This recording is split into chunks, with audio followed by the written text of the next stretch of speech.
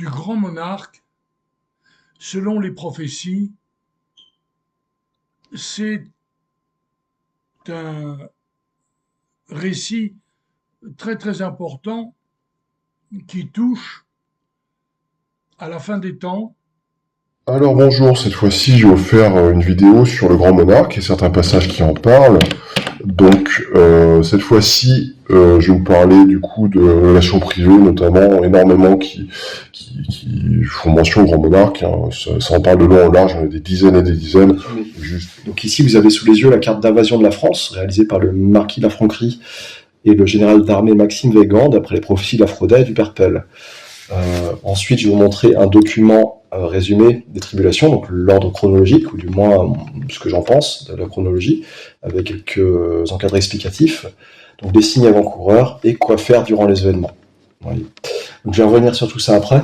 D'abord, je vais vous présenter très brièvement la prophétie d'Aloïsien de Mayer, qui présente les événements, l'ordre de succession des étapes entre la Seconde et la Troisième Guerre mondiale. En toute chose, il me semble malgré tout que dans l'Apocalypse, il soit mentionné, sur le Vénérable Sauser d'ailleurs, c'est ce qui définit le sixième âge, c'est son règne. Ce qui commence le sixième âge, si je dis pas de bêtises, et il semblerait que le Vénérable Sauser l'ait vu dans son interprétation. Donc c'est lui qui a interprété l'Apocalypse, qui fait un peu référence du point de vue de l'Église.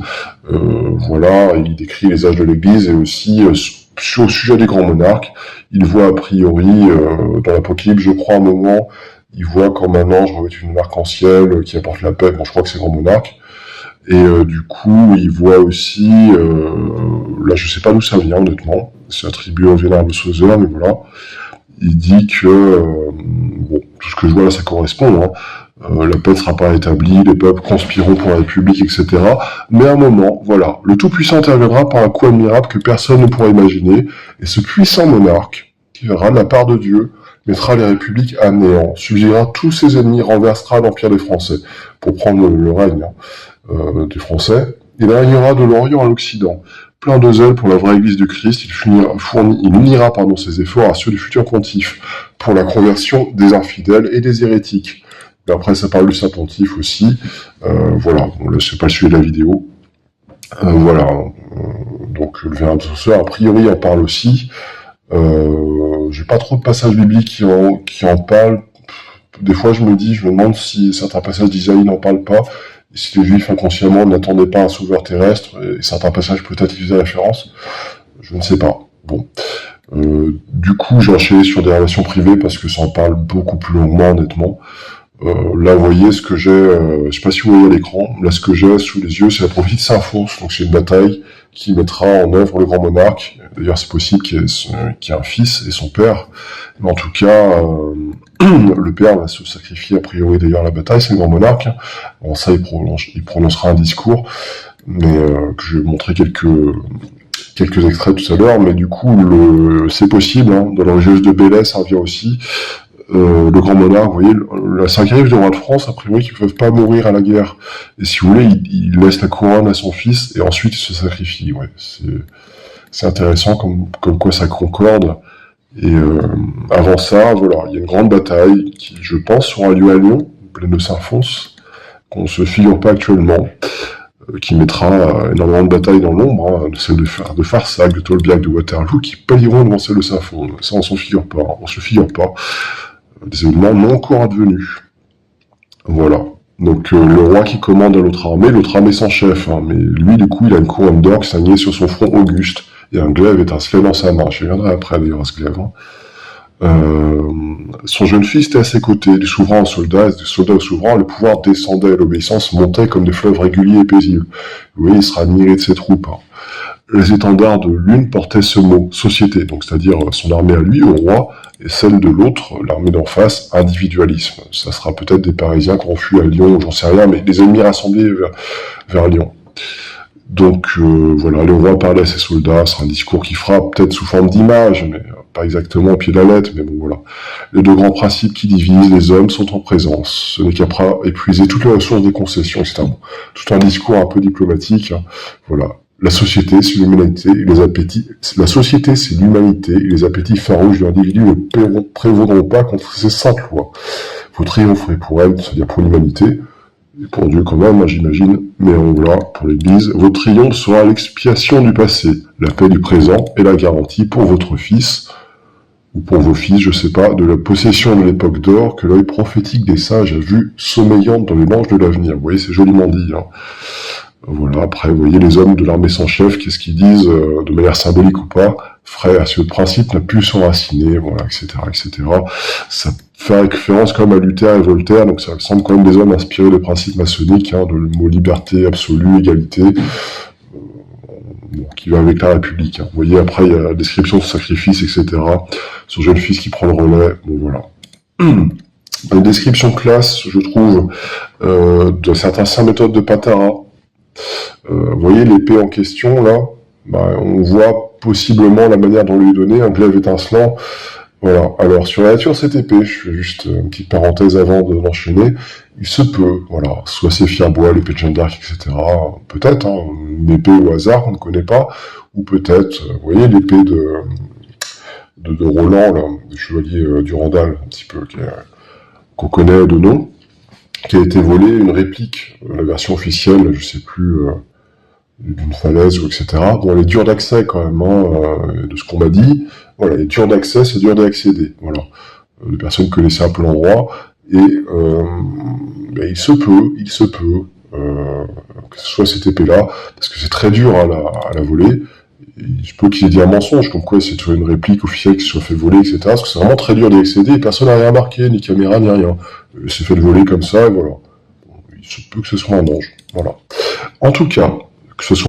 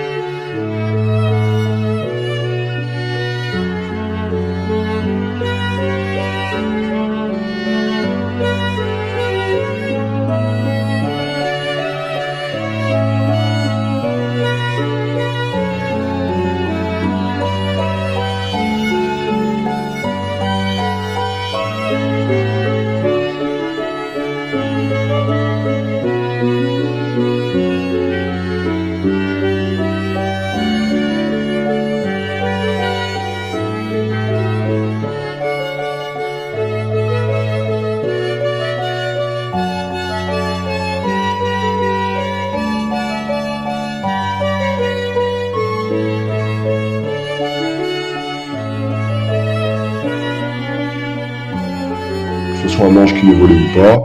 Oui, bon, là, il y a une description du grand monarque, hein.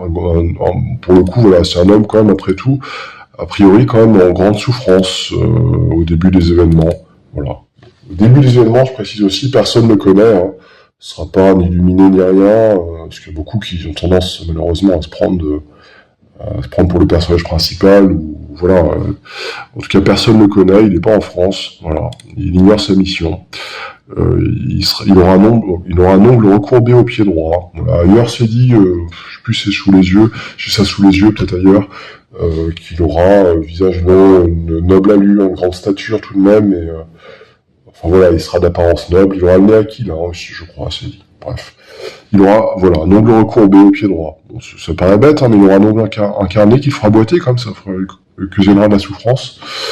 Et je sais pas si au début des événements ou après, bon, peut-être qu'il aura pendant les événements, le père ou le fils, je sais pas.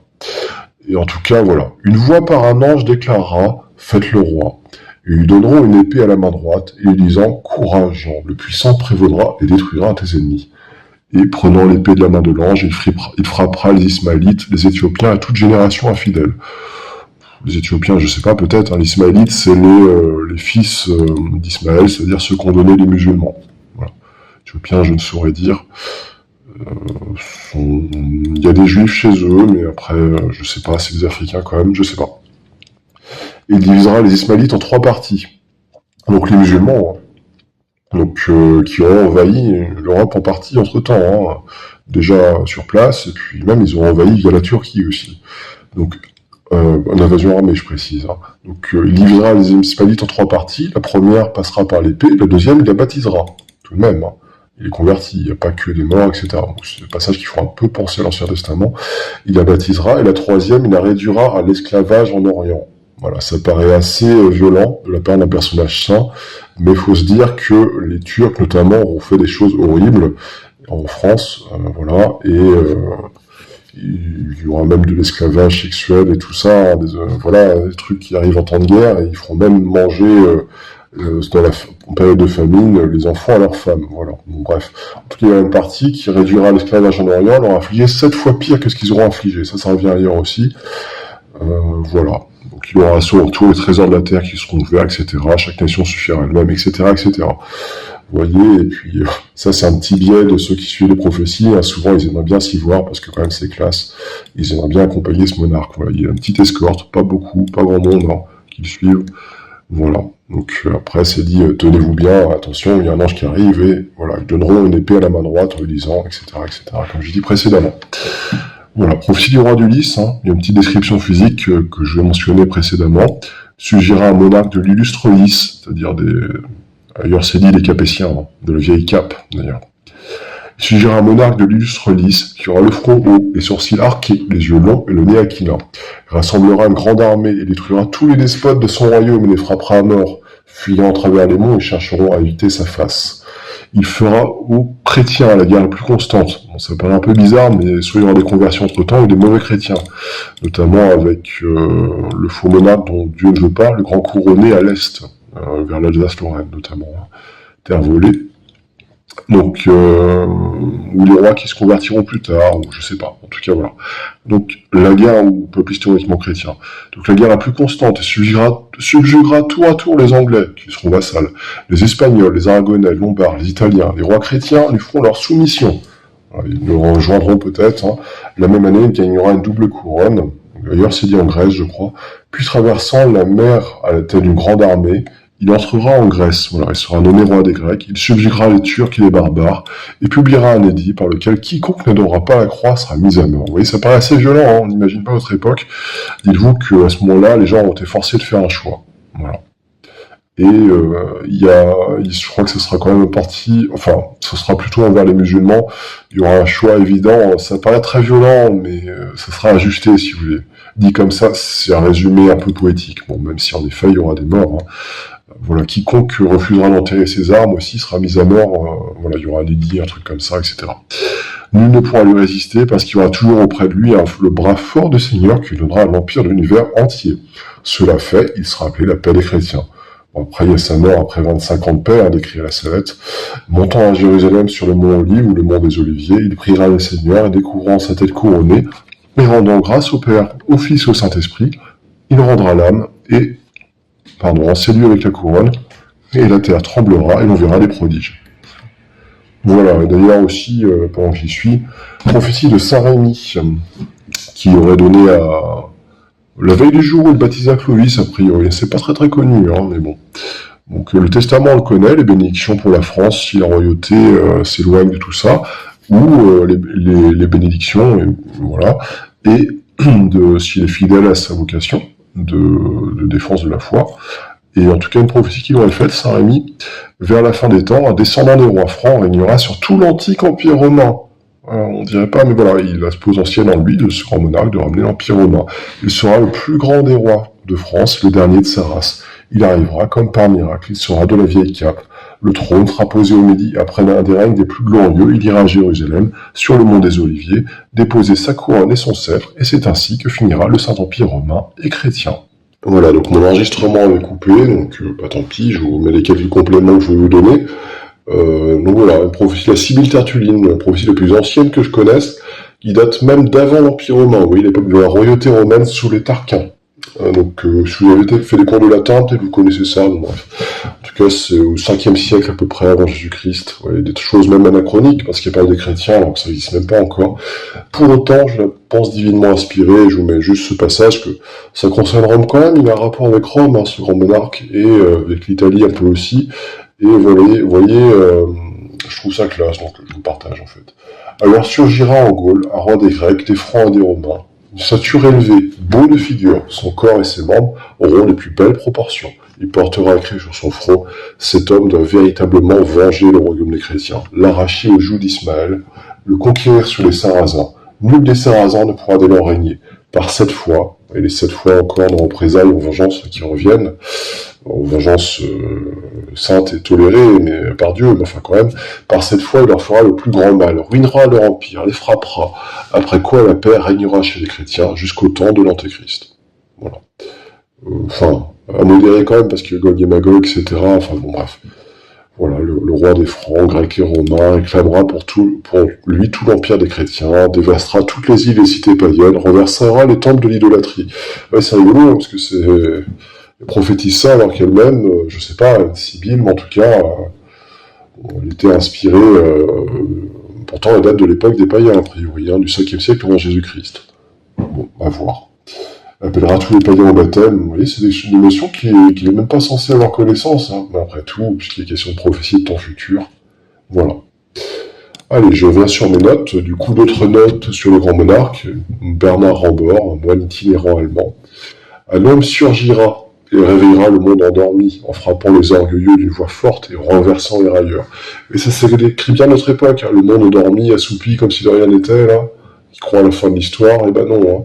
En tout cas, il frappera les orgueilleux d'une voix forte et renversera les railleurs. Et ça, il y a énormément de railleurs et d'orgueilleux à notre époque. Et enfin, justice, voilà. Qui sera amenée par ce roi. En tout cas, le jour de la justice est venu. Ça, je vous l'avais déjà dit, je sais plus non. Le jour de la justice est venu. Je vois l'aspect de celui qu'on a méconnu. Le monde fléchir et tomber. Une femme l'a sauvé. Une femme le suit. Un ministre du Très-Haut le soutient. Ce ministre vient d'être roi de l'huile sainte, Dieu les accompagne, voilà votre roi. Donc, le ministre en question, si vous voulez, c'est un évêque, ou qui le sera un peu après, et qui sera fait évêque d'ailleurs, et qui juste après, dans la foulée, d'une manière ou d'une autre, sacrera le roi, je pense. Il en est fait question d'un profil aphrodite, un évêque prédestiné d'ailleurs. Pour l'anecdote, il a moins de 45 ans, et il viendra d'Aix, voilà, pour l'anecdote. C'est donné dans l'Aphrodite. Donc, Saint-Ange, du coup, carmélite, en 1225, demanda à Jésus-Christ, depuis Jérusalem, hein, enfin, en rapport avec Jérusalem, « Ô mon Dieu, qui donc délivrera votre cité sainte des mains des infidèles. Ce sera, lui répondit notre Seigneur, un roi saint et puissant de la maison de France. Ce monarque sera chéri de tous les rois de la chrétienté et de tous ceux qui professent la vraie foi. Il entreprendra avec mon vicaire une nouvelle croisade en terre sainte. Nous suivrons une foule de fidèles, dont beaucoup verseront leur sang, par amour pour moi, et mériteront ainsi la gloire éternelle. » Vous voyez, qui imagine à l'heure actuelle qu'il y aura de nouveau une croisade? Bon. Sainte Bernadette de Lourdes en parle notamment, pour ne citer qu'elle, mais il y en a d'autres aussi. Hein. Qui sait ça, ou qui en a même la moindre idée. Voilà. Donc ça pèse un peu dans l'inconscient collectif. Hein. beaucoup inconsciemment rêvé un peu de ça, mais bizarrement, ça arrivera. Voilà. Alors, Saint François de Paul, confesseur de Louis XI, de par la vertu du Très-Haut, sur la descendance de Louis XI, du coup, le grand monarque anéantira les hérétiques et les incroyants. Il disposera d'une grande armée et les anges combattront à ses côtés. Il exterminera tous ceux qui se rebellent contre Dieu. Il sera comme un soleil au milieu des étoiles et il exercera son empire sur le monde. Sa méthode de Patara, ça je ne l'avais pas lu tout à l'heure, le grand monarque qui a annoncé possédera l'ensemble des qualités et des charismes de ses illustres prédécesseurs. Il aura l'esprit de sainteté, de pauvreté et de justice d'un Saint Louis. Il aura la volonté de défendre l'Église, le souci d'instruire l'esprit conquérant de l'empereur Charlemagne. Il aura aussi l'esprit de sainteté d'un Saint Dagobert II et le don d'un Saint Gontran de retrouver les trésors cachés. Tu retrouveras les trésors cachés, voilà. Ailleurs, il est fait mention dans le profil Aphrodite d'un anneau d'or qu'il recherche, ou des fois d'armes pour mener à bien sa guerre, ou d'armes spirituelles, je ne sais pas, ou temporelles, bref. La Sainte Vierge, en prophétie d'Aphrodite, le roi aura en lui un don qu'aucun autre roi n'aura eu. Saint Louis, roi de France, a fait son devoir. Mais ce dernier sera encore plus merveilleux par son règne. Vous verrez dans cet homme ce que personne n'a vu dans les autres. Voilà, de prophétie de Bretagne, on le reconnaîtra à ce signe qu'il sera pauvre et aimera les pêcheurs et les paysans. Donc ce sera tout sauf un orgueilleux, hein, contrairement au grand couronné Orléans qui lui le sera. Voilà, donc il y aura un père et son fils, voilà, ce que j'ai déjà dit, hein, le grand monarque de sa mère réparatrice a tout sauvé, il ne fait que passer, sa gloire est courte, et il est né dans le malheur, l'enfant de l'exil lui succède, donc l'exilé dans les prophéties d'Aphrodite. Voilà. Ouais, en vrac, j'aurais envie de vous faire juste un aparté. Oui, il y a de très belles lettres. Là, j'ai pas sous les yeux de Nostradamus, pour vous dire les choses. Michel de Notre-Dame, ou appelez comme vous voulez, qui n'est pas forcément, je pense, si hérétique ou si pas forcément fait usage de magie ou je ne sais pas pour avoir des visions du futur. On connaît pas trop ces quatrains, mais il y a une très belle lettre qui est adressée, je pense, à Henri II, c'est-à-dire, je pense, non pas Henri II, mais Henri V de la Croix, c'est-à-dire le titre qu'aura le grand monarque. Et c'est dit vraiment au sérénissime, très puissant, Henri, roi de France, victoire et félicité, etc., etc. C'est très beau. Vous regarderez si vous voulez, mais d'un point de vue catholique, hein, je précise, parce que c'est repris malheureusement par des sensationnalistes et des athées qui captent rien, ou qui mettent ça n'importe comment. Voilà. En tout cas, l'abbé Souffrant sur le grand monarque, il fera des choses si étonnantes et si merveilleuses que les plus incrédules seront forcés de reconnaître le doigt de Dieu. Sous son règne, toute justice sera rendue. Le grand monarque est de la branche aînée des Bourbons. Il est issu de la branche d'un rameau coupé. Il ne fera que prendre la couronne pour la placer sur la tête de son héritier direct. Voilà. Donc c'était quelques événements auxquels est appelé le grand monarque qui devra accomplir d'une manière ou d'une autre. Et sur ses qualités, ses vertus qui ont été détaillées là de long en large. Voilà, il y a énormément de prophéties qui en parlent. Là, c'était qu'un extrait, hein, il y en a trop, pas besoin de tout connaître, mais bon, c'est joli, ça redonne un peu courage malgré tout, malgré notre époque. Donc voilà, je vous remercie d'avoir suivi jusque-là, et puis voilà.